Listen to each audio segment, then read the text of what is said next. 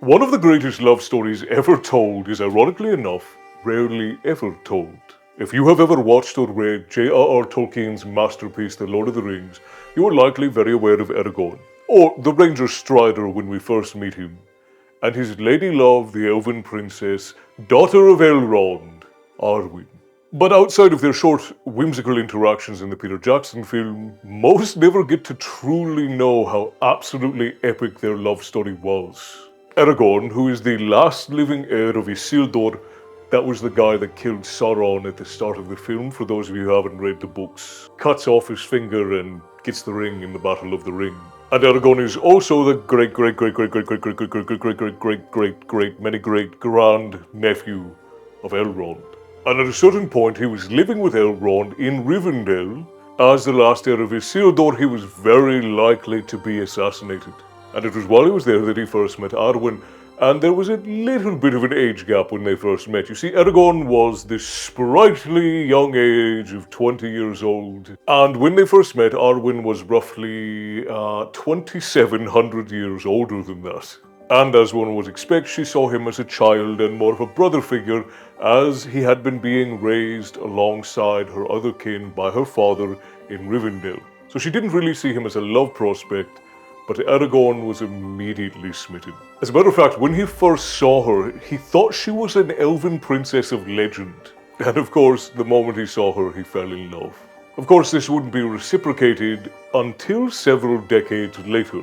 You see, eventually, Aragorn would grow into his shoulders and he would become a chief of the Dúnedain, or the long-lived men of Middle-earth, the direct descendants of the ancient men.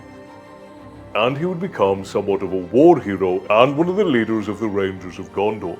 And it would only be after all of that that he would finally catch the eye of the fairest elf to be born since her grandmother, Galadriel.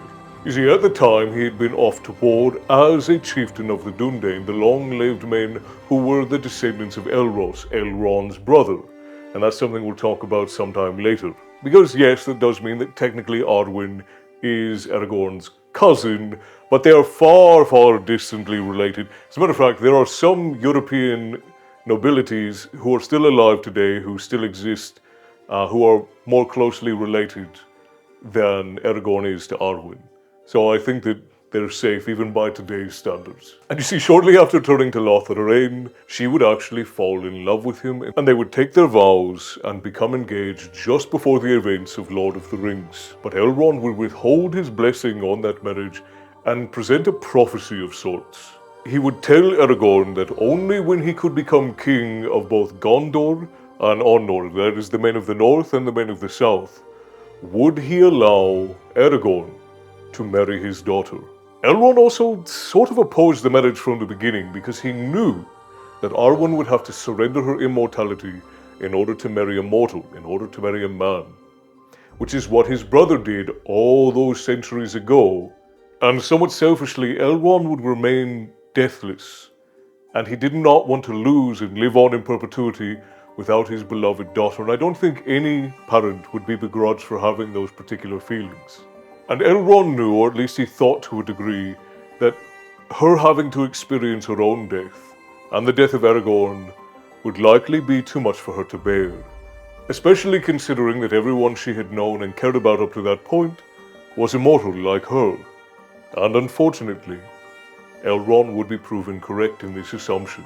You see, even though the two of them ruled for over 150 years, with Aragorn living well into his 200s, bearing over an era of peace between the Northmen and the Southmen, over 100 years of happiness and prosperity, eventually Aragorn would pass away at over 200 years old. And his death would in fact break Arwen's heart and her spirit. After he dies, she returns to Lothlorien, the now vacant and empty kingdom of her grandmother. And exactly 1 year after the passing of her beloved, she would lay down and die of a broken heart. I hope you enjoyed, my friends. Stay bloodthirsty until the next story.